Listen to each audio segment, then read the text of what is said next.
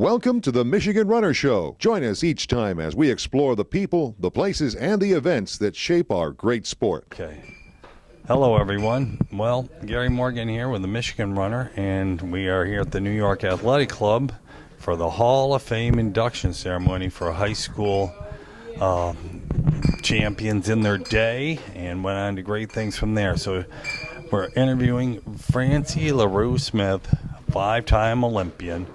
So she can tell us a little bit about where she started her track career and what high school she ran in, and how she went from there to have a phenomenal track and field career for over 20 years at the Olympic level.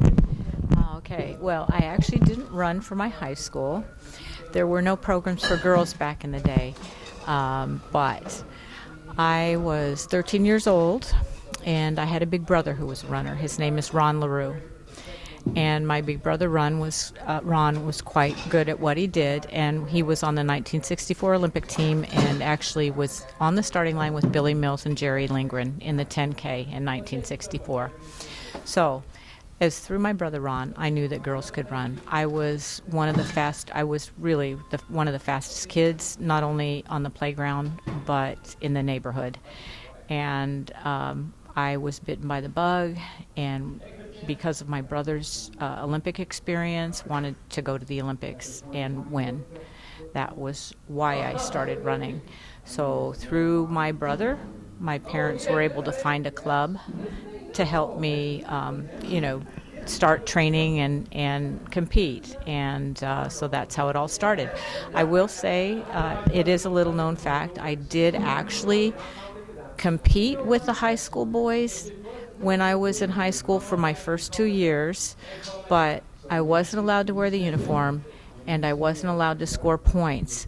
My coach, Preston Doss, was my age group coach before the team disbanded, and he had taken the job at my high school, and he invited me to train with the boys, and I did that for 2 years until he left the school. But competing with the boys was not my path to the Olympics. I went to the girls' meets on the weekends, and that's what I looked forward to. Now, what city was this in that it was all happened at? This was Silicon Valley, California. Oh, okay.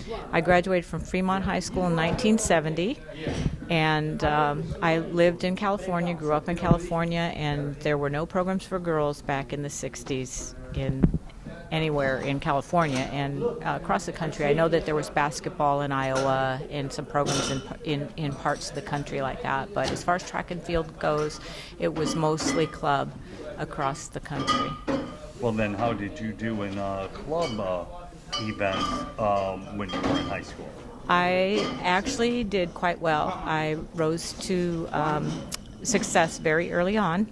When I was 16 years old, I qualified for my first national team with a 4:32 1500 on a dirt track in Dayton, Ohio. At my first international meet at the USA-USSR British Commonwealth Triangular meet held at the LA Coliseum in 1969, I ended up fourth place and ran 4:28. We flew over to Europe. I ran in the Western Hemisphere versus Europe, and I was running against. There were four in the race: the world record holder, the former world record holder, and the American record holder Doris Brown, and myself. And all of them had times that were 12 seconds better than my best time on the starting line. Needless to say, I was a little fearful about that, but I attached a mental rope around myself and those in front of me, and I told myself I wasn't going to get last, and just hung on for dear life through the race, just sat on everybody, and then going down the home straight, I outkicked Doris on the home straight and tied her American record of 4:16.8 in the 1500, which is a record that stood for many, many, many, many, many years. And did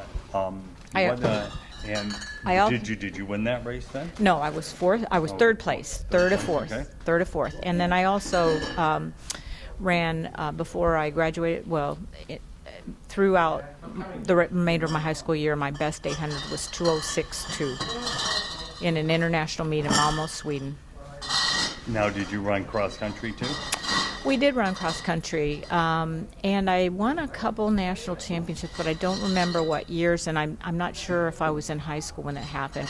I didn't travel much at all to championships until that first year when I was 16 years old, when I ran an indoor meet, and my brother called my parents and said, "You need to get her to nationals because there's a trip to Europe, and I think she can make the team." And after looking at my results, so then that became my goal. Where were the nationals at? That was when they were in Dayton, Ohio, in 1969. Okay. Yeah. And then you went on. Where did you go to college? I went to several institutions of higher learning. I stayed home and went to junior college. There were no college scholarships for girls back then, and so I lived at home, and I remained a San Jose Cinder gal and graduated from De Anza College. Okay, so, and did you run at the community college? Well, I actually did run one year with the boys. I trained with the Cinder Gals, but there was one year, and I'm not quite sure how this happened, but I remember riding a bus with those guys to a track meet somewhere. I might have been Sacramento or somewhere like that, and I don't remember the distance. It was a long race, so it was either 2 miles or longer.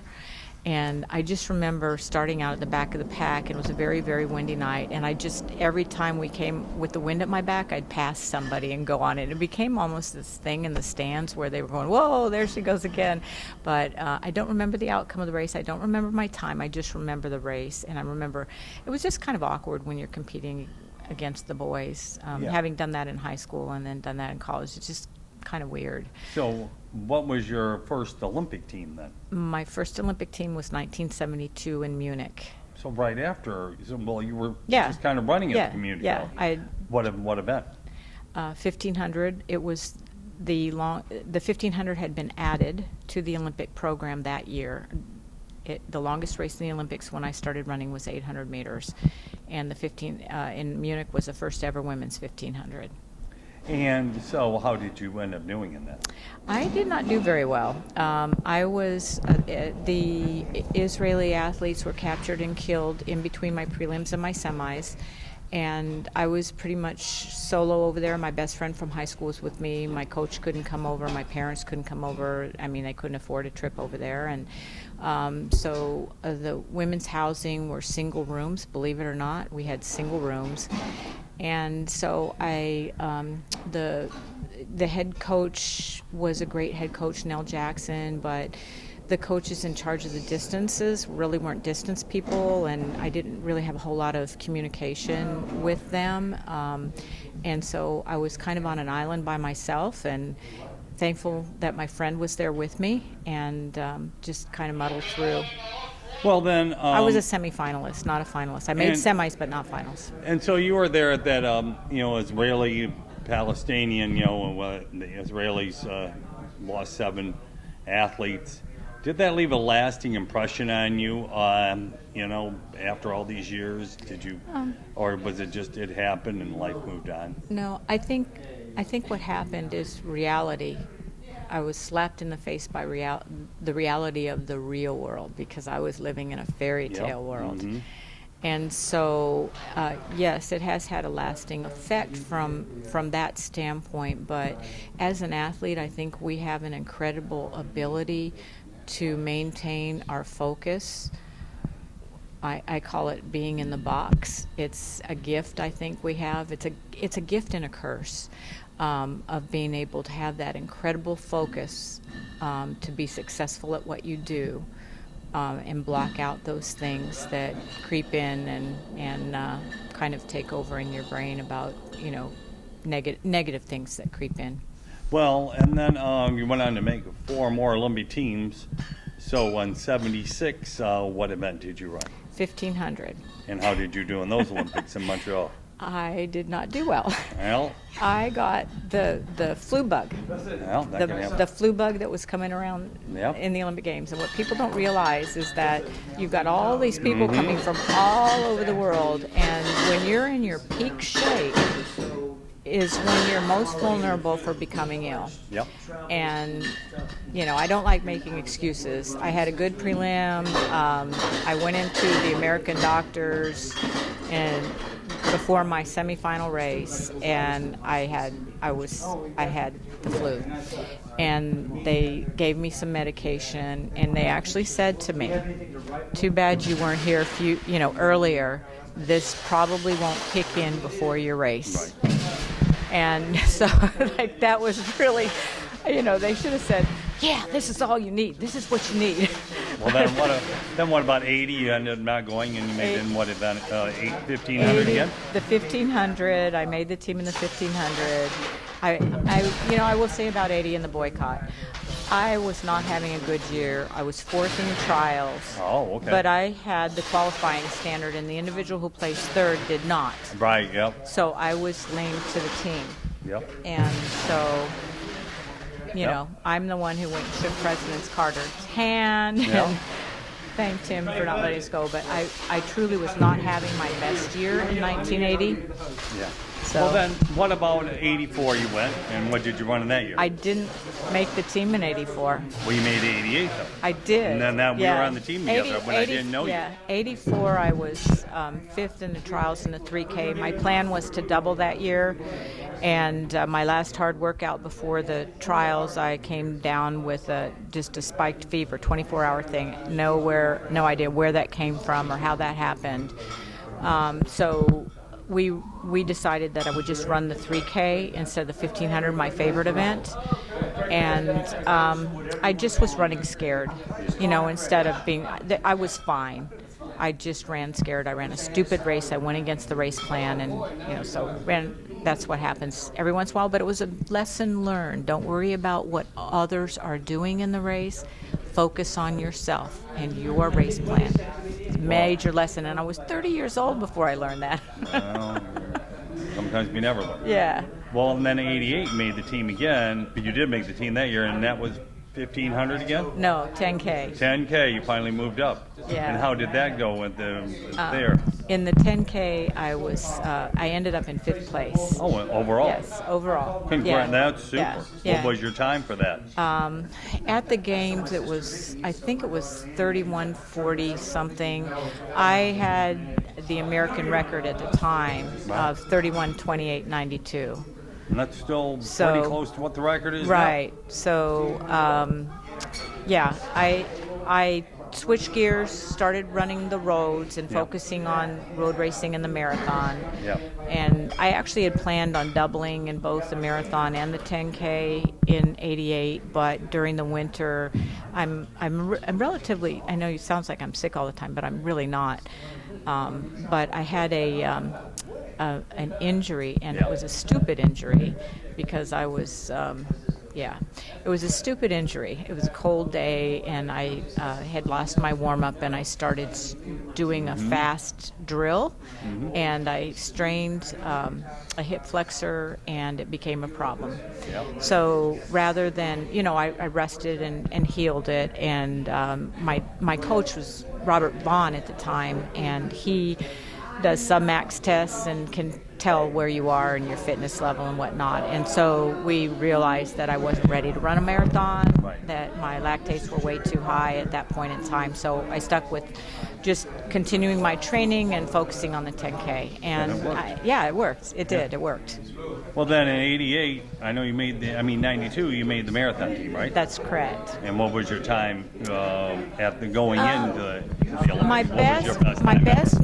My best marathon time was run in London, and that was 2:27:35. Yep, so just about what they run now. Right, and so, I was pretty confident going into London. At the trials, we ran 2:30. I knew the competition was outstanding.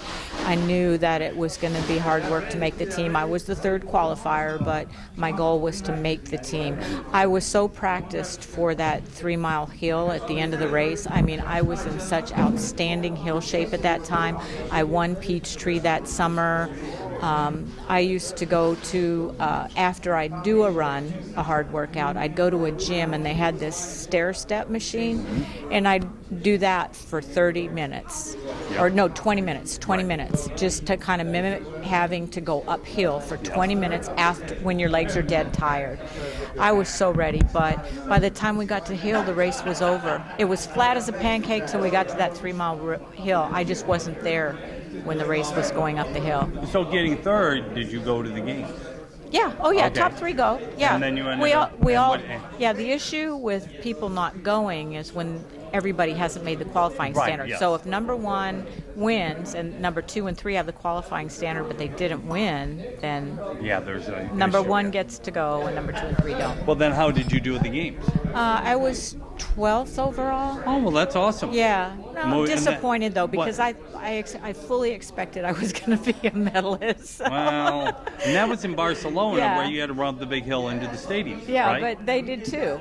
Yeah, I know. Well, I've raced in Barcelona too, and there's always hills. Yeah. Yes, I did. Yeah. I did 20-gear race walks, and we had to race up and down hills all the time. Well, so, I will say this. After the race was over, I had a bronchial spasm, had no idea what was going on. I'd never had a bronchial spasm in my whole life. But I learned later what was happening. And so again, I had no idea what was going on at the time. And I don't know what or if or how that affected me, but I know it was a smoggy area and I probably wasn't ready for that. Well, it was still a great career. And then did you run much after that competitively after 92? I toyed with it, Right, yeah. but not really. Yeah, and I did continue to run for probably, I competed for maybe another year or so, but Right. I was trying to start a family and do all things that. were different. Yeah, things were different. I And knew you were a I master, was done. Yeah, you were I a master. I knew I was done, and I was very involved with Race for the Cure series with New Balance. And traveling a lot for that and focusing on getting a master's degree, and that's what led to my job at Southwestern University as a coach for 20 years. So Well, and that Yeah, worked. So yeah, great. yeah. Well, congratulations. An awesome story. And congratulations on being honored tonight. thank you so much. Super.